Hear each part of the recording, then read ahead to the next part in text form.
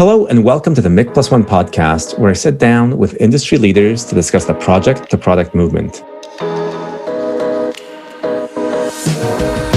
I'm Mik Kirsten, founder and CEO of Tasktop and best-selling author of Project to Product: How to Survive and Thrive in the Age of Digital Disruption with the Flow Framework.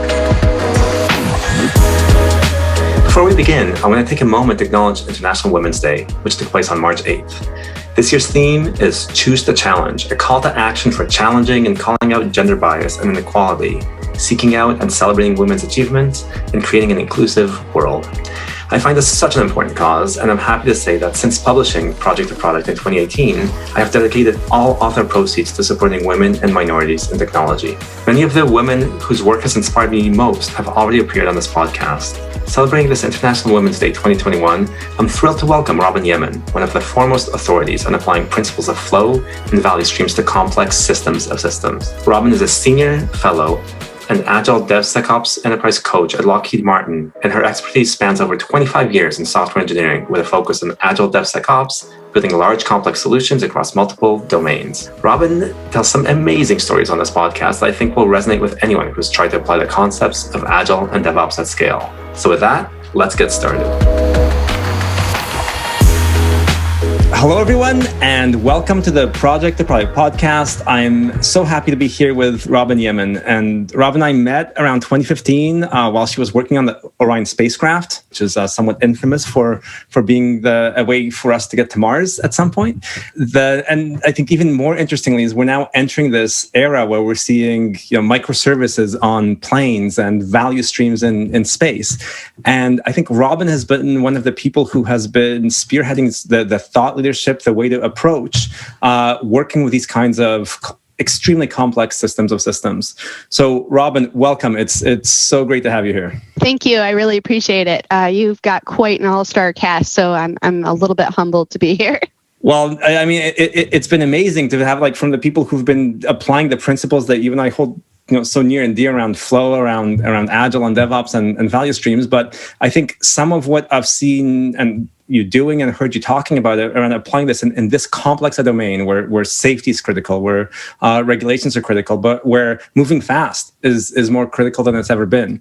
It's just been fascinating. And I do want to let everyone know that you're now actually working on a PhD thesis to help others understand the things that you've learned over the years. So can you just tell us, just before we get started on everything, tell us a bit about what's the title of your thesis? The title of my thesis is How to Deploy Complex System of Systems Using Agile and DevSecOps. And I know that's a mouthful, but all of the benefits that you get from Agile and DevOps on small applications actually are much larger and even a bigger value at those large complex system of systems. It just requires some rethinking and refactoring to do that. And what fascinates me about what you're doing here is in terms of these systems of systems, right? You've got tons of software, mixed hardware and software, and you've recognized the need of new ways of deploying software. I would love for you to tell us a little bit about Kubernetes running on a U2. That's something when I saw that cross my feed, I was blown away. And then these extremely complex and critical life cycles, right? We're talking similar to commercial airliners where you've got 50, 75-year-long product life cycles. So if you could just tell us a little bit about your journey through this, because I think a lot of what we've known around this kind of product complexity, this kind of mixed hardware, software, and systems complexity, so much of it comes from industrial thinking, where lean originated. But I think the methods that you've been introducing and the new ways of working and thinking and kind of end-to-end flow and value streams are very different than I think the way a lot of leaders in the space think about this. So why don't you just start by telling us a bit about your journey, how you got here? Okay. I'm been here at Lockheed for about 26 years, so quite a long time working on a variety of domains, right? So I started out with submarines and displays and had the opportunity to work on Aegis, which is a large combat system, moving into supporting things like F-16 and F-22, and then on to, as you said, when we tagged up, I was supporting Orion during their journey. So all large systems, but completely different domains with completely different backgrounds. Now, one of the things that is most visible that I see when we're working on these large systems is almost the org structure in the value stream. So I know that it's been said many times, but one of the problems that we pretty much see on a regular basis isn't even just the fact that we do have these different functional organizations. It's that the organizations use different language, right, that actually evolve from the same type of thing. So if you look at program management, they focus heavily on lean and lean startup, which is great. And minimum viable products, we're really working towards those. But when I talk to folks in systems engineering, they're heavily focused on systems thinking, but not really realizing its interrelationship with lean. And then we move into, systems design, and the design group's really focused on design thinking. You'll see number of workshops around the organization on design thinking. Again, looking at how to evolve a solution collaboratively with cross-functional perceptions. You get into the hardware, and they talk about rapid prototyping. Really harkens back to a lot of the stuff that you've seen in industrial manufacturing, and not realizing that rapid prototyping really is pretty much close to their brethren in software, which is agile development. So they're using that type of language. When I speak to tests, they're like, yes, we really need to get into shift left testing, right? They're all talking about shift left, but they don't realize about the rapid prototyping or the design thinking. And then when we get out to operations, you're starting to look at ITIL, infrastructure management and technology business management. All of these things want to deliver capabilities at the speed of relevance and optimize the delivery. But each group has a different language to discuss it, and they don't realize that they're actually saying the same thing, which causes huge delays. This is before I even get into any of the technology type handoffs that you're going to see. Yeah, so that's fascinating. The way you present it is like everyone is around the same goal, which is moving faster, delivering more relevant things to markets, to the, in this case, to missions, and to systems faster. So you do see them speaking the same language, though. This is in the end all embodying lean, presumably, small batches, iteration, flow, feedback, and such. Well, what I see is they each have an intent. And if you were to abstract it up a level, I believe it's absolutely one and the same. But the people within the organizations have unique language. I don't believe they're speaking the same language. So when ITIL talks about, the different types of feedback loops, they think that's a completely separate thing than what Agile's referring to. So that's really interesting, right? Because I think thinking flow, thinking value streams, we know it's one feedback loop that has to cross these silos. But I think this is sort of the common thinking and the common way of deploying design thinking, right? Is that design thinking is deployed in design. Absolutely. So how have you, and you've come at this largely from, and in terms of the way that you've helped Lockheed and some of these programs transform, largely from the Agile and DevOps side of things. Yes, but the interesting thing about me, and you could probably tell, is I'm hyper, right? So I have not been in one organization, and I don't know that I would have seen it if I had, right? So during my tenure, I have been a program manager. I have been a test director. I have been a software engineer, chief engineer. I have been in operations, primarily working in operations. So the fact that I got to go visit different areas because I like to see different parts of the system kind of clued me into the fact that we're actually really talking about the same thing. We just don't realize it. And so how is it, and can you just give us a little bit more depth? Because this really is a fascinating perspective. I've seen bits and pieces of this, but that's kind of the visual that you paint of all these different groups trying so hard to move faster, speaking different languages, and only establishing a flow and feedback loop within their silo, right? So just take us through whether it's kind of the rapid prototyping or the design. I'm imagining that what you're seeing is that it's very difficult to do design thinking where you don't have a sense of the software, the capabilities of what you can actually deploy, how quickly, what kind of user experiences you can even deliver on what kinds of devices while the team is rapidly prototyping something completely different in terms of a heads-up display or something else in another group. So can you give us just some examples of this? Because I think that this is such a powerful visual and so indicative of what we're seeing across federal and commercial organizations. Absolutely. So, for example, working with one of the teams and I tried to explain to them, Agile for hardware. This was years ago. I want to say probably 2007, 2008. And they're like, no, Robin, we know that Agile's for software. It's not used for anything else. And I was like, okay, let's step back. Tell me what it is that you're going to do, right? So one of the things they had to do is to identify if they could put racks in space that you could put hand gloves in there.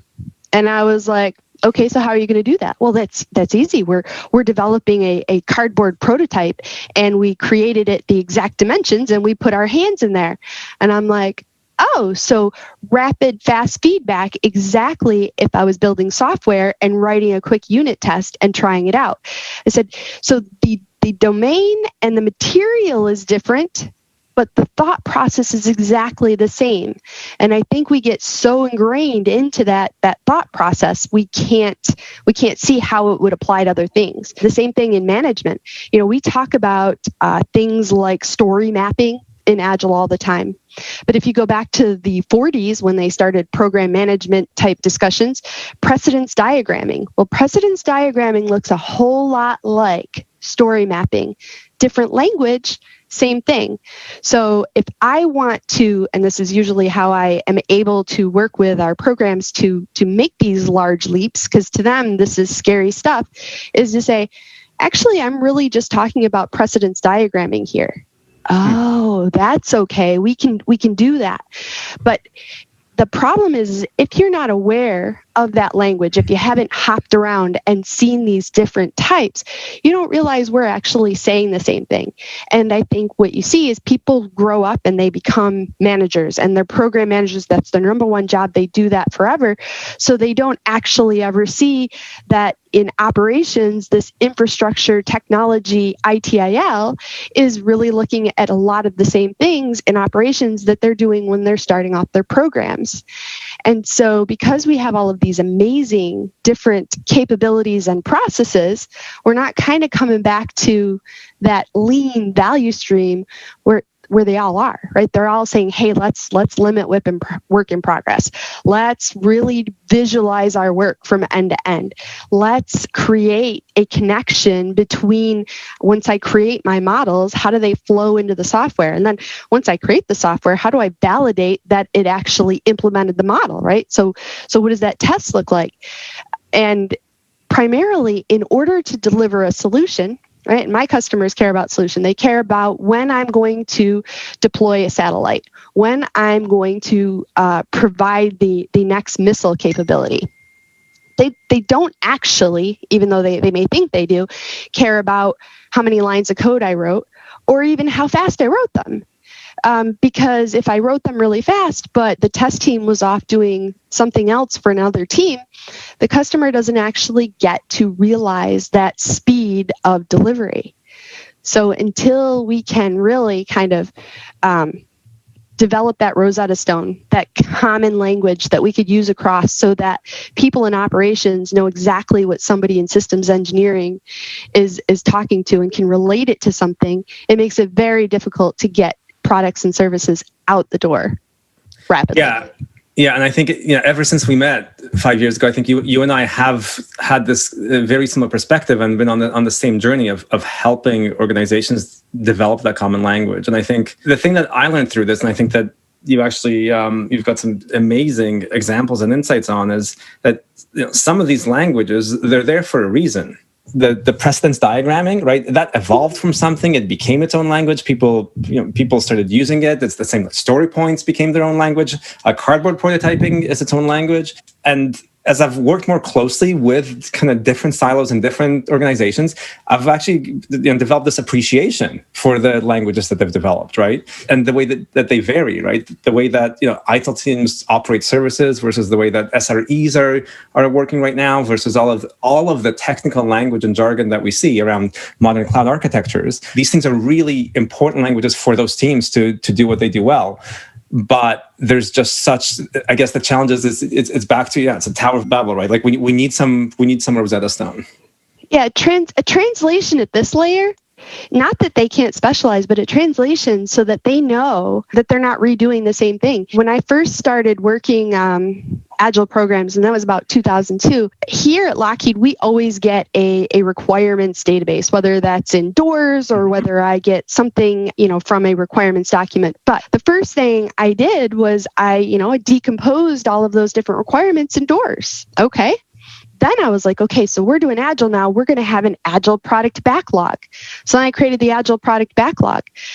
Epics, features, user stories. The first thing I ran into is a spaghetti mess because I had done all of the decomposition in requirements, and now I'm doing all of the decomposition in scope and functionality. Well, decomposition is decomposition. Pick a place, whether it be in your requirements tool or your product backlog, and do it once, right? So from then on, after I managed, that, it was quite convoluted. I typically leave requirements pretty large within the requirements database and do my decomposition in the backlog so that I can link across a requirement or a grouping of requirements directly to an epic and have one layer of decomposition. But that's a case of, in the past, people thought of software engineers doing Agile, systems engineers doing systems thinking. They're both doing decomposition. They're using different terminology and what that decomposition is, and we're causing double work. And not even just double work, we're making it very difficult to even interconnect with one another because of that double work. The same thing happens in modeling, right? So we build these model-based systems engineers, right? Or model-based prototypes, things of that nature. But often they're not connected directly to the software and the technology. So what's implemented doesn't actually come back and validate the model. The models get out of sync, but the models are the things that are used for things like design reviews. But now, the map doesn't match the terrain anymore. And so we try to make adjustments to, let's say, the software and the capabilities based upon what we see in the map. But because they're not really the same anymore, again, we cause additional rework. Yep. He's like, I see it all the time.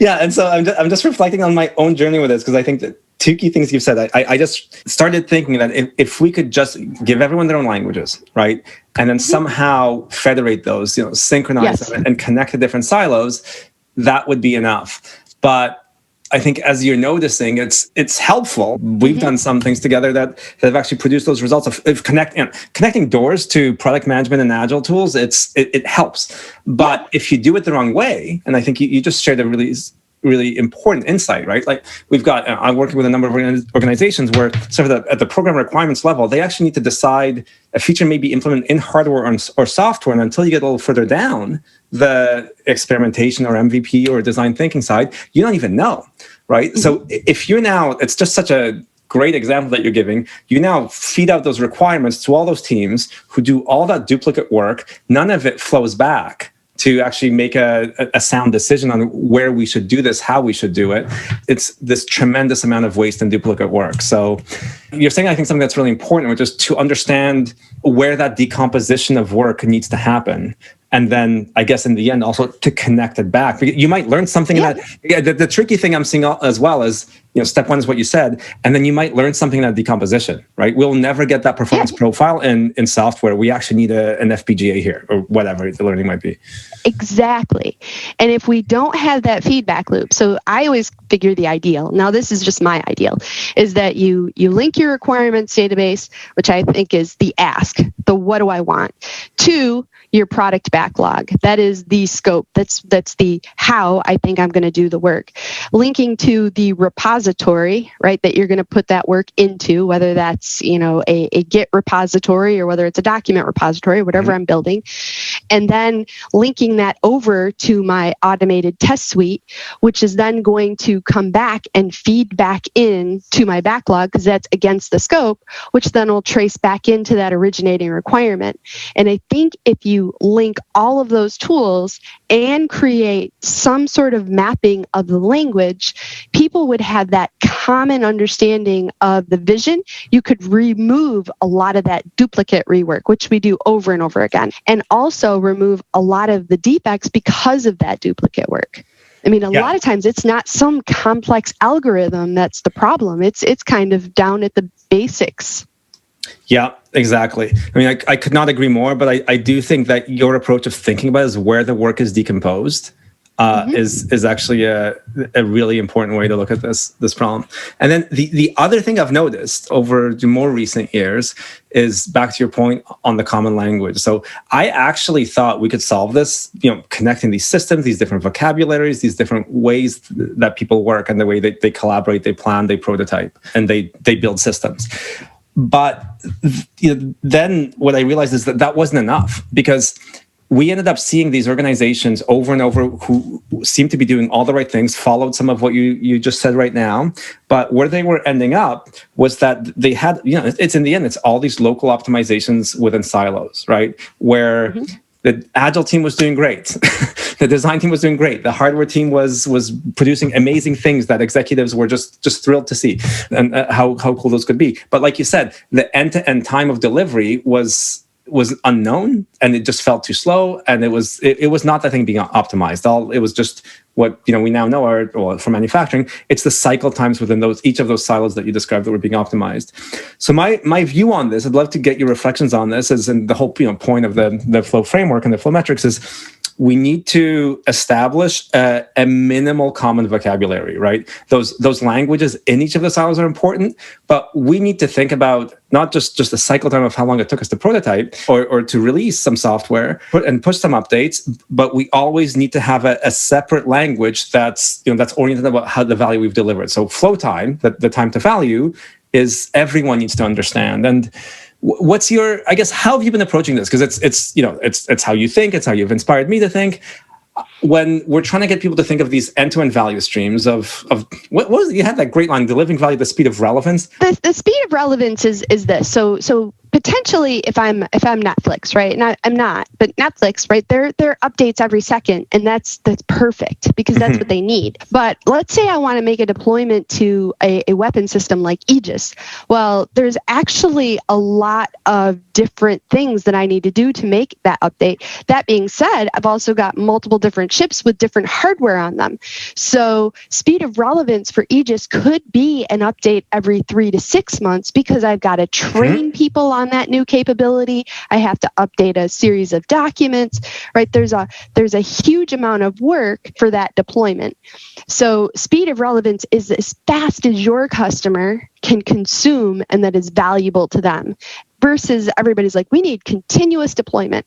Well, for some of my customers, that would cause an overload, and actually they wouldn't be able to close on their missions because they were spending all of their time trying to learn the new products that I was pushing to them. Yeah, I think it's exactly. I think this is we've had this obsession in our industry around deploys per day, right? And these kinds of metrics, because they worked for a certain class of complex systems, that some of which you just described, right? I think the whole point of thinking of through product value streams is you define, and I think this is a better term now than I use it in my book, that you define the speed of relevance, or in the flow metrics, the flow time for each value stream. And that's what you go for, right? And if you're below that, that's great. And that can be the examples I've given is we've got extremely innovative organizations. Some of the tech giants, they have these large SAP systems underneath still, right? The speed of relevance on those systems is quite a bit slower than their mean time to repair if something goes out on the public APIs, right? So even in the most innovative organizations we think of, each value stream has an understood speed of relevance, And if it's getting too long, then you look where to shorten it. So, but if you want to speed it up, like the natural inclination is just to speed it up. So you're adding resources, you're adding waste because you're putting more resources to speed it up to actually sit it on a countertop somewhere before somebody can actually use it. So really making sure, coming back to Don Reinertson's principles of product development flow, that, load equals, the delivery speed there. Don't go faster than you have to because, you're just spending more money and more time, but you're not getting more value. Yeah, exactly. And of course, and this, I think, what we've seen happen across organizations, just the amount of investment in agile teams in many places are more advanced. A lot of investment in DevOps and release automation, but the wait states are no longer there. Right. Yet the investment continues to help those teams go faster, whereas the bottleneck is upstream of them or downstream in compliance or security or something of that sort. So absolutely. In terms of what I've been trying to, it's the start of 2021. How I've been trying to help organizations is just to make that visible. That's it, right? Just to make the flow time visible, to make the WIP visible where it's queuing up, to make the wait states visible and the like, right? Through the flow load and such, and with my teams. You're actually helping these organizations improve, right? And whereas the goal of the flow framework is just to have this defined, measurable, and have brilliant people like yourself structure the improvements, the experiments, the things that will actually get that speed of relevance down to what it needs to be. How are you approaching helping these programs actually have this perspective? Because one of the biggest, as you're reflecting on, as you're saying, the problem I continue seeing, which is exactly the opposite of the way Donald Reinertson wants us to see the world, which is kind of end-to-end customer-centric, lifecycle profitability. How are you helping change this thinking? Are you getting people to start thinking in common lean terms? Because in the end, these go back to lean principles. But when you engage with these teams, let's just assume all of a sudden you can get them to sort of measure where the bottlenecks are. It looks like the bottleneck is in this duplicate work that's being done between hardware and software because they both decompose the same thing. How do you get people to change their thinking? And is it easy? Oh, is it easy? No, I think we know that it's not, right. I think the first thing is people have developed a mental model based upon what they've learned in their careers or their lives, right? So you can't just change that overnight. The easiest way that I've found to make change and to convince people is to actually use their language. So one of the benefits that I was able to bring to the table, because honestly, I was a software developer, but if you were to say, was I the best software developer you ever had? No, there were better software developers. I was always like, wow, I wish I could code that fast. Or if you look at, was I the most proficient tester? I'm pretty good at a lot of things, but I was never awesome at one thing.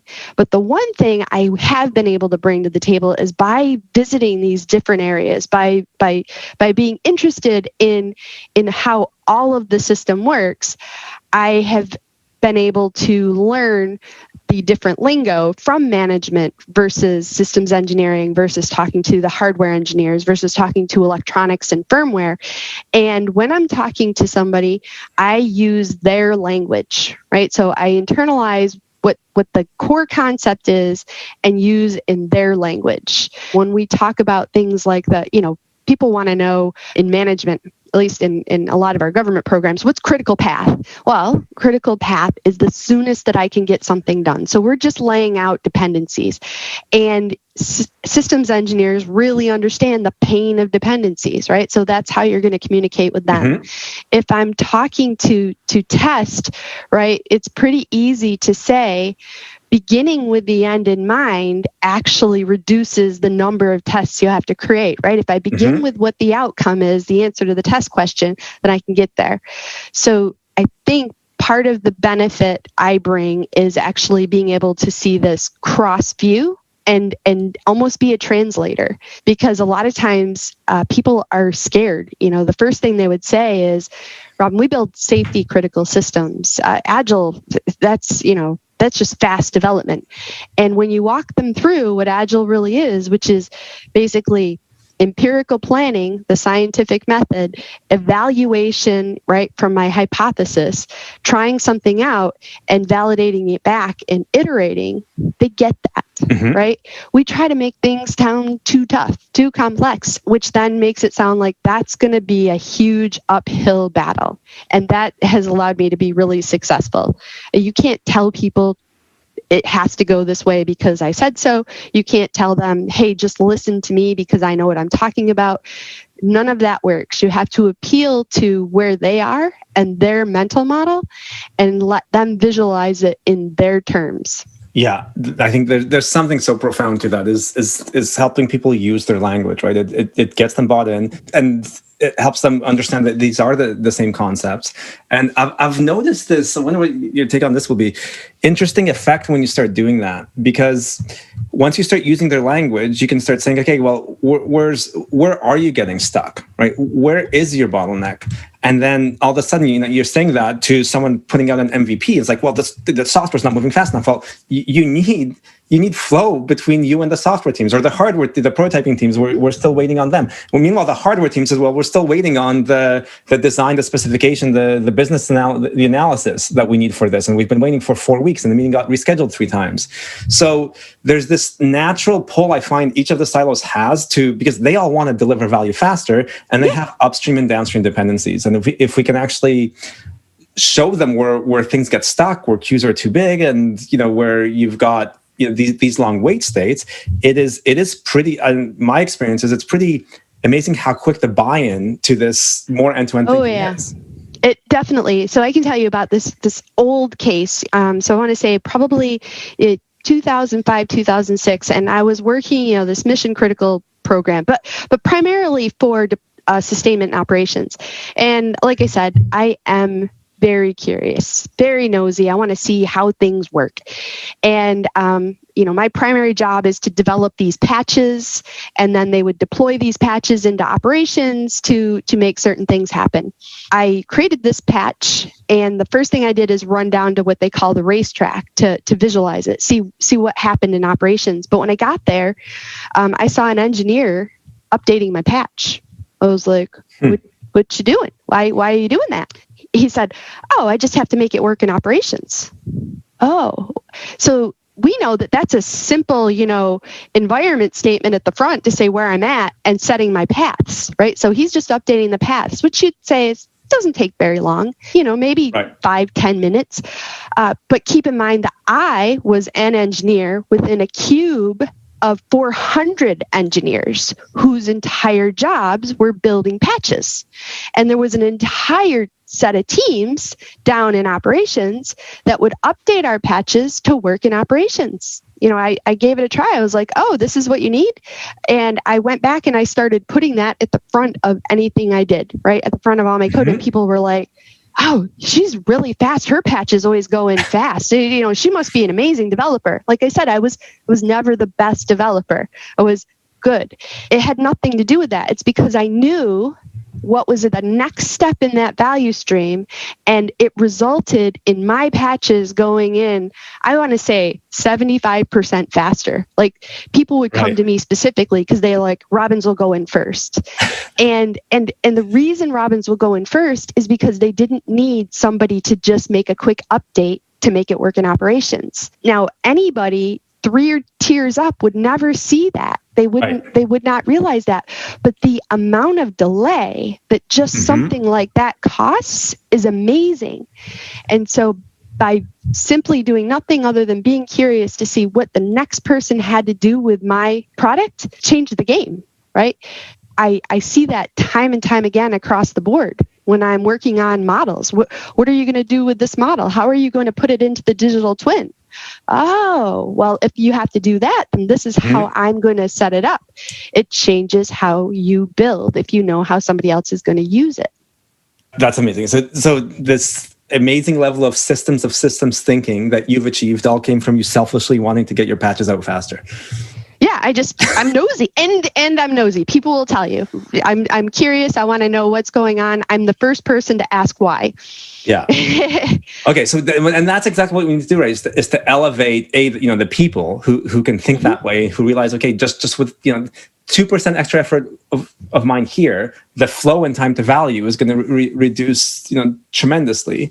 The flow will increase and the time to value will reduce tremendously.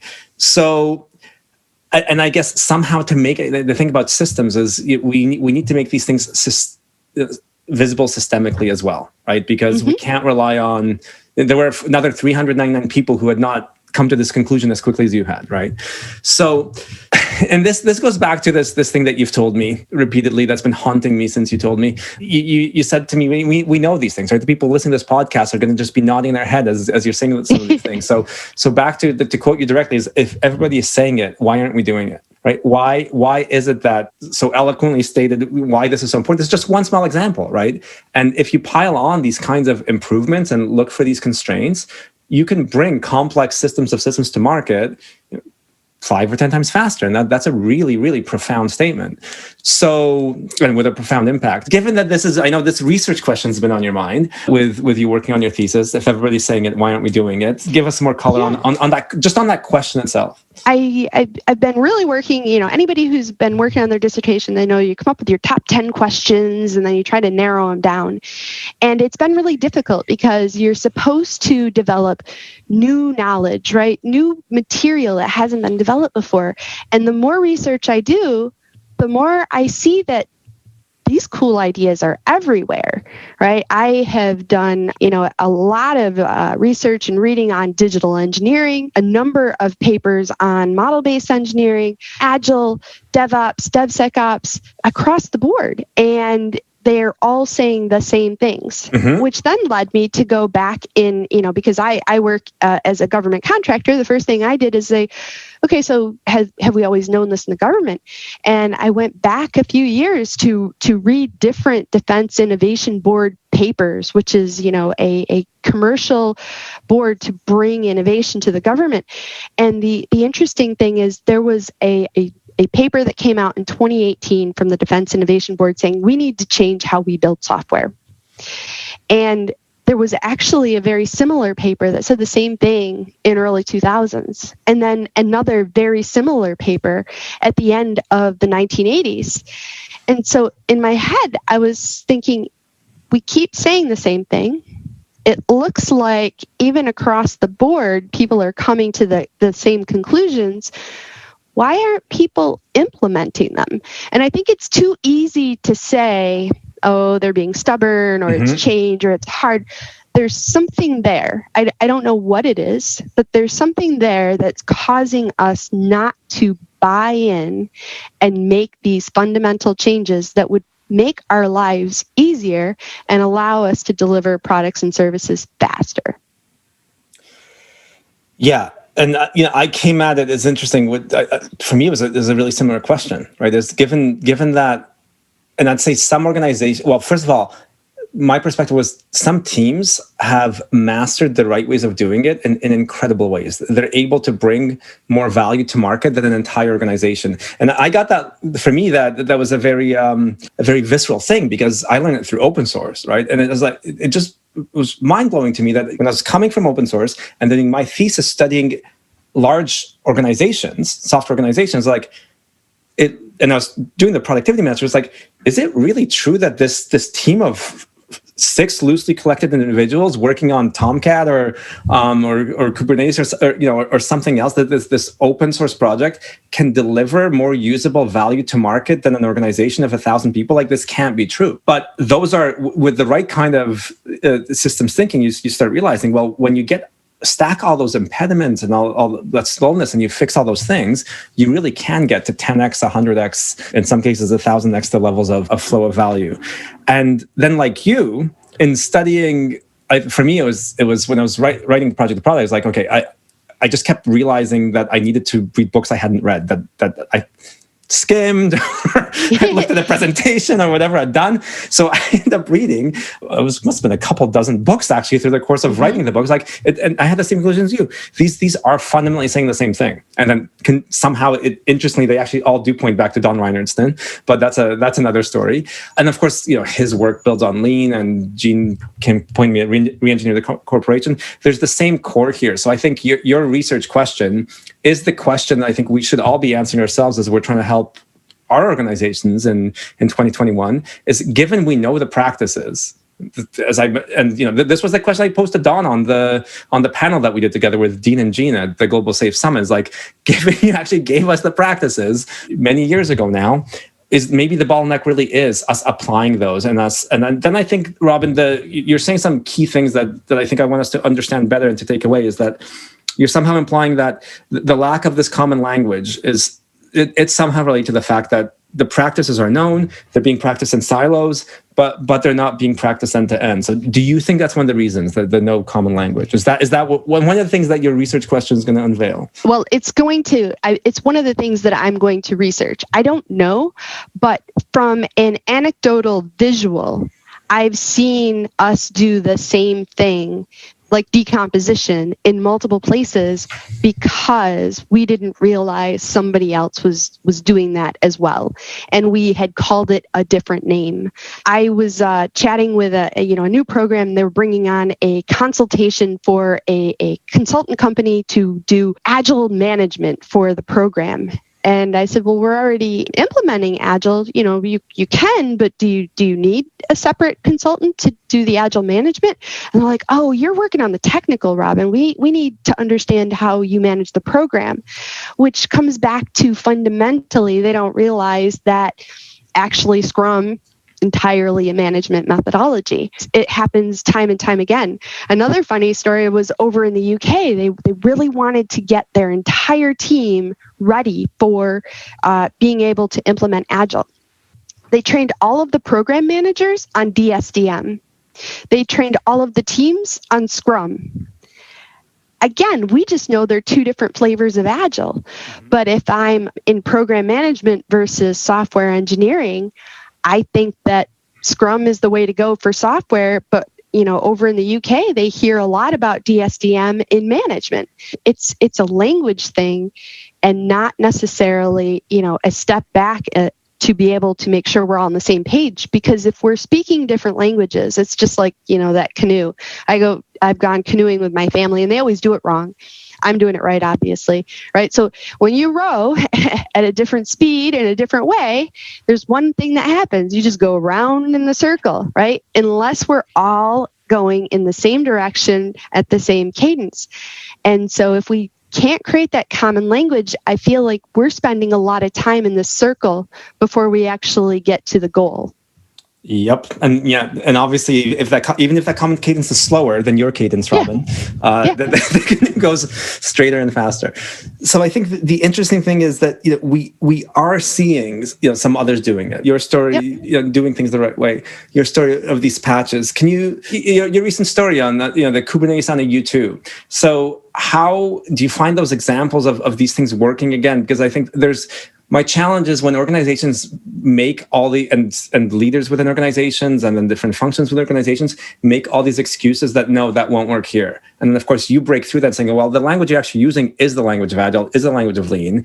Maybe, and I think your unique approach is that I'm going to stop forcing my Agile language down your throat. I'll actually adopt to the language that you're using, which I think is much more successful than forcing Agile and DevOps terms down people's throats. I've certainly experienced failed attempts of me trying to do that. So tell us a bit about the kind of the successful examples that you've seen, like where it has worked, it has broken through a barrier. Oh, it's been amazing. Like again, it wasn't my feat, but the aeronautics team put together Kubernetes clusters for the U2. It came out of one program manager saying, well, what if, right? Because typically people are like, no.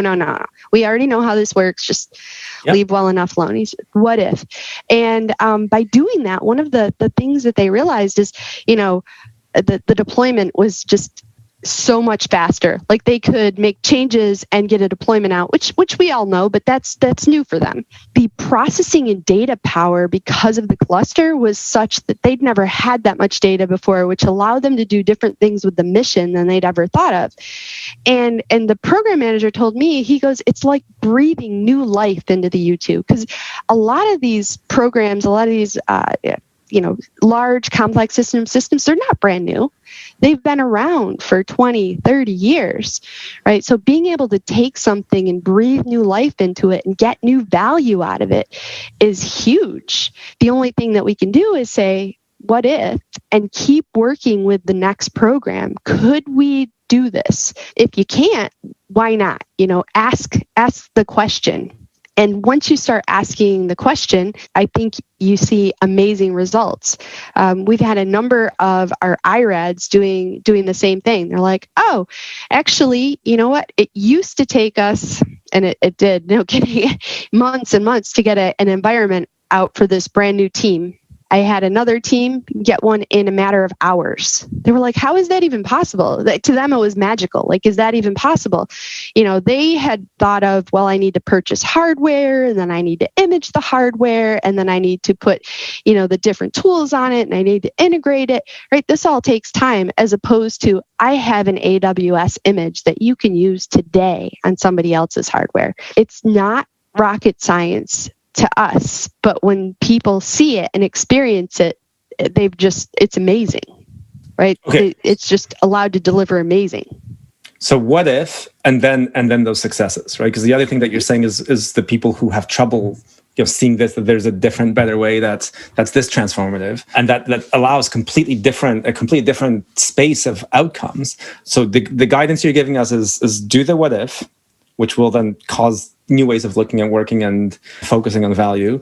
And then, I guess in the end, showcase the outcome of this new way of doing it. Definitely showcase those short-term wins. That always, creates a huge amount of momentum. Me and you have talked a little bit about the different software factories in the DoD space that the Air Force really pushed.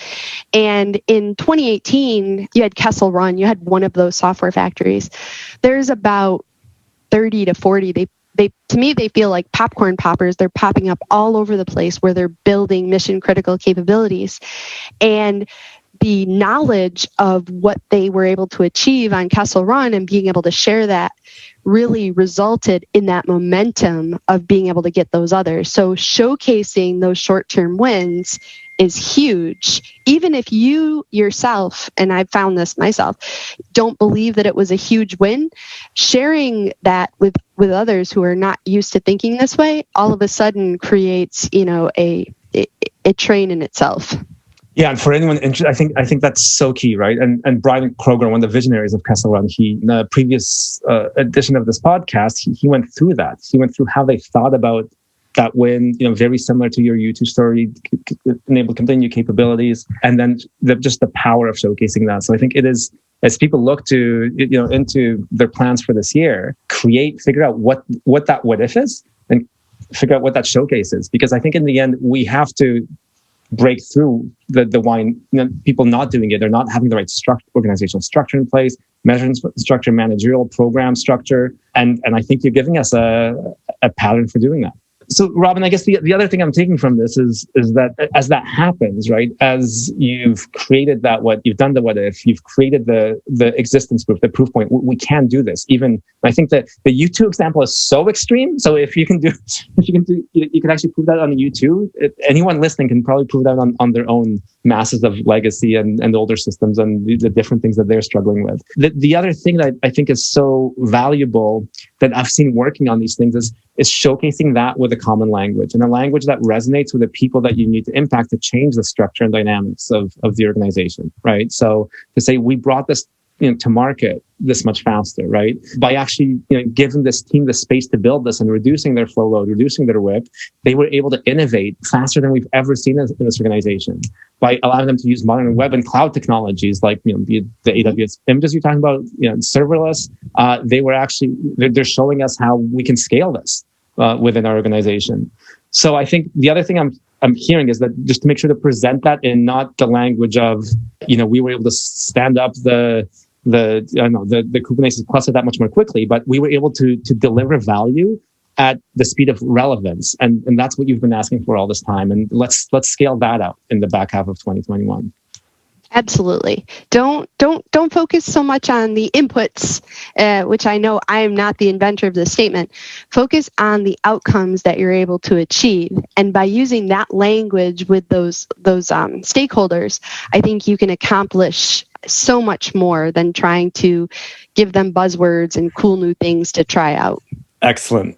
Well, Robin, this has been amazing. Thank you so much for sharing your insights and your stories with us. Any other last things that you want to mention in terms of getting people pointed in the right direction as they map their course through the year? The only other thing I would leave you with is you can tell that one of the common themes in my stories is asking why. Or being curious. And I know that that's a common thing, but be curious, ask why. Just because you think you know it and you've known it for 20 years, think about what could be. And because of that, because technology's changed so much, or we have these new ideas, or there's all these enablers out there, you may be able to achieve things that couldn't have happened 20 or 30 years ago. Amazing.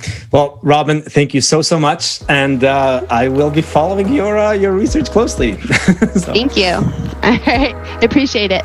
Bye. All right, we'll talk to you soon. Bye. A huge thank you to Robin for joining me on this episode. For more, follow me and my journey on LinkedIn, Twitter, or using the hashtags Mik+One or Project to Product. You can reach out to Robin on LinkedIn. I have a new episode every 2 weeks, so hit subscribe to join us again. You can also search for Project to Product to get the book, and remember that all author proceeds go to supporting women and minorities in technology. Thanks, stay safe, and until next time.